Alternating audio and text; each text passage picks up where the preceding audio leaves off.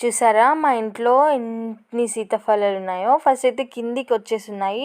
ఆ చెట్టు మొత్తం బరువుకి ఇలా వంగిపోయి ఉండేసింది. సీతాఫలాలు అన్నీ అయితే కాసాయి. దీంట్లో అయితే నేను ఒకటైతే తుంచేసుకొని నేను ఏం చేశానంటే కాల్చేసి తింటే బాగుంటుంది అనేసరికి అయితే నేను కాలుస్తున్నాను. మంటలో అయితే పెట్టేసి కాల్చేస్తున్నాను. చూడండి హాఫ్ అయితే కాలింది మొత్తానికి. ఇంకో వైపుకి తిప్పేసి ఇలా అయితే కాల్చేస్తున్నాను. చూడండి మంచిగా ఓపెన్ అవుతుంది దాని లోపలిదైతే.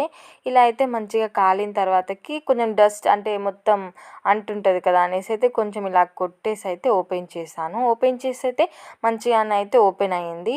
స్మెల్ కూడా బాగానే వస్తుంది.